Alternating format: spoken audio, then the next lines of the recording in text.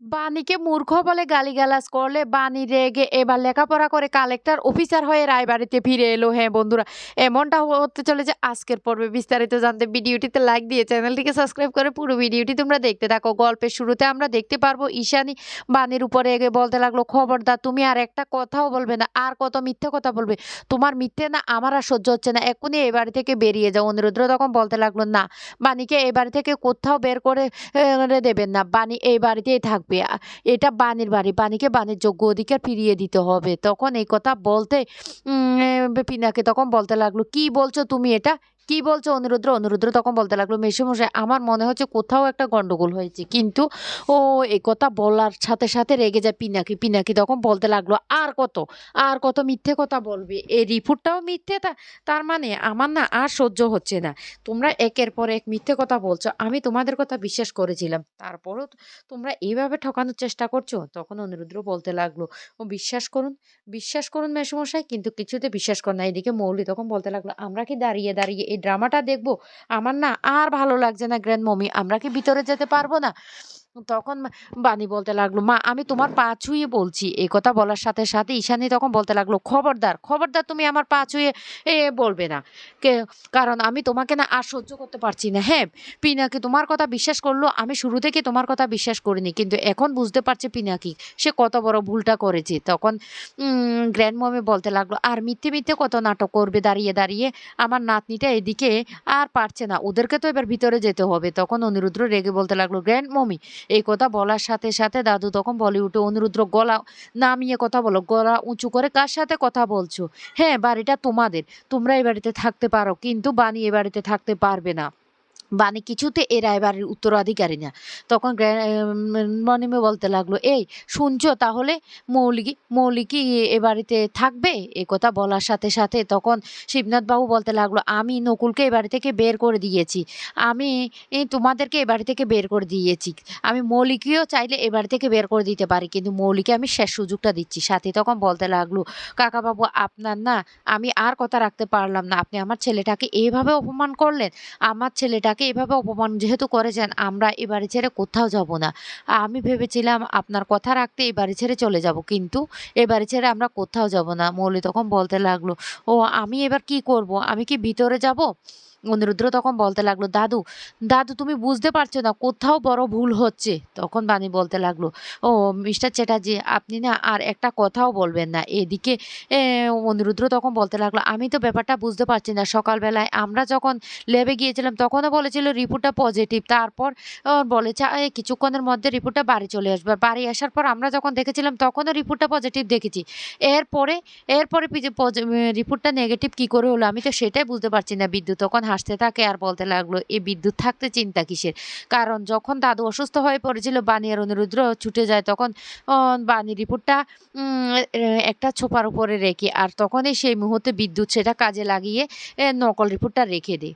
পিনাকি তখন বলতে লাগলো, এরপরও তোমরা মিথ্যে কথা বলবে, আমি না আর জাস্ট মেনে নিতে পারছি না, আমার আর ভালো লাগছে না, অনিরুদ্র প্লিজ এবার তোমরা থামবে?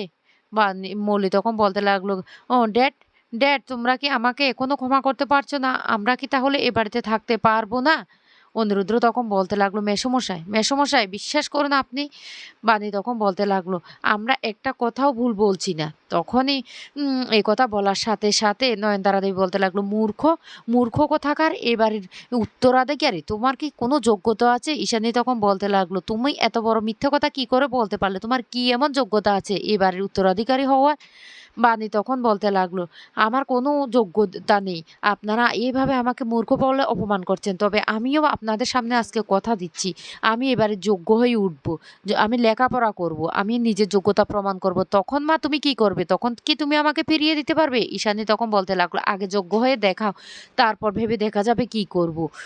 এ কথা বলার সাথে সাথে বাণী তখন বলতে লাগলো, মিস্টার চ্যাটার্জি আমি নিজে যোগ্য হয়ে প্রমাণ করে দেব আমি এই বাড়ির উত্তরাধিকারী, কারণ আমার বাবা চেয়েছিল আমি কালেক্টর হই, সবার উপকার করি, তাই আমি কালেক্টর হব, আর আশা করি আমার মা বাবারাও চাইবে আমি যেন মানুষের উপকারটা করতে পারি, লেখাপড়া করে শিক্ষিত হই। দাদু তখন বলতে লাগলো, ওরে বাবা, কত বড় বড় কথা, আগে যোগ্য হয়ে দেখাও, তারপর তোমাদের সাথে কথা, এর আগে কোনো কথা নেই। সাথী তখন বলতে লাগলো, মেসোমশাই, আপনি এভাবে আমার পুত্রবধূকে অপমান করতে পারেন না। তখন নয়নতারা দেবী বলতে লাগলো, এই সাথী, বড় বড় কথা বলছো কেন? কে তোমার পুত্রবধূ? ওকে আমরা পুত্রবধূ হিসেবে মানিই না। তখন দাদু হুমকি দিয়ে বলতে লাগলো, শুনো, এখন না আমার আর ভালো লাগছে না। আর মৌলি, তোমাকে একটা কথা বলছি, তোমাকে আমি শেষবারের মতো সুযোগ দিচ্ছি, ঠিক আছে? তোমাকেও প্রমাণ করতে হবে তুমি এবারে যোগ্য উত্তরাধিকারী কিনা। না হলে এই সম্পত্তির কানাকড়িও আমি তোমাকে দেব না। বুঝতে পারছো আমি কি বলছি? মাথায় সেটা ভালো করে ঢুকিয়ে নাও। তখন মৌলি কেঁদে কেঁদে বলতে লাগলো, দাদু, তুমি এইভাবে আমার সাথে কথা বলতে পারছো? তখন নয়নতারা দেবী বলতে লাগলো, এই সুযোগ তো আমি হাতছাড়া করব না। এদিকে বানি তখন বলতে লাগলো, আমি সবার সামনে আজকে কথা দিয়ে যাচ্ছি, আমি এবারে যোগ্য উত্তরাধিকারী হয়ে তারপরে সবাইকে দেখিয়ে দেব আমি মূর্খ না। আমিও লেখাপড়া জানি, সেটা আমি প্রমাণ করে দেবো। ঈশানী তখন রেগে বানের দিকে তাকিয়ে থাকে। অন্যদিকে মৌলি তখন বলতে লাগলো, ও মম, মম, তাহলে আমি কি এবার ঘরে যাব? বিশ্বাস করো, আমি না বড্ড ক্লান্ত হয়ে গেছি, আমি আর পারছি না এখানে দাঁড়িয়ে থাকতে।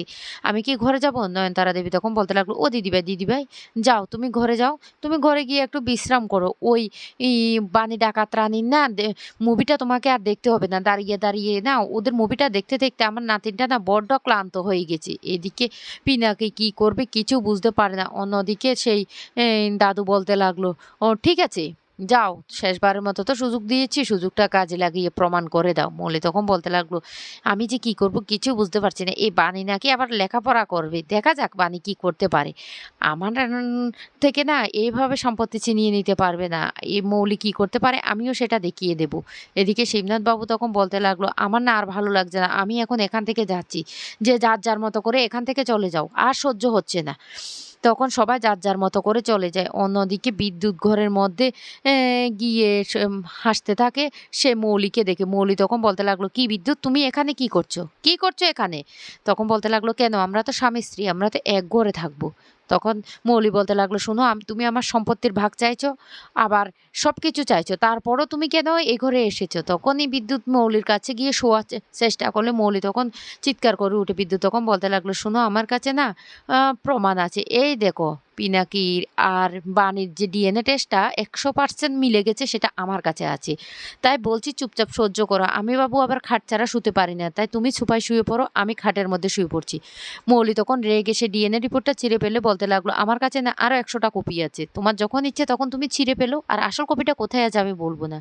তখন মৌলি বাধ্য হয়ে বিদ্যুতের সমস্ত কথা মানতে রাজি হয়ে যায় আর বলতে লাগলো, আমি ছাড়বো না এই বিদ্যুৎকে, বিদ্যুৎকে আমি ছাড়বো না। এদিকে বানি বলতে লাগলো, আমাকে লেখাপড়া করতে হবে, লেখাপড়া করে আমাকে যোগ্য প্রমাণ করতে হবে। তারপরে বানি স্কুলে ভর্তি হওয়ার জন্য অনিরুদ্ধকে বলে। অনিরুদ্ধ তখন বানিকে স্কুলে ভর্তি করিয়ে দেয় আর লেখাপড়া করার ব্যবস্থা করে। অন্যদিকে দেখা যায় পিনাকি তখন নকুলকে বলতে লাগলো, দাদা, তুই আমার সাথে এত বড় প্রতারণাটা করতে পারলি, কি করে পারলি? তাহলে কি ওই রিপোর্টটা মিথ্যে?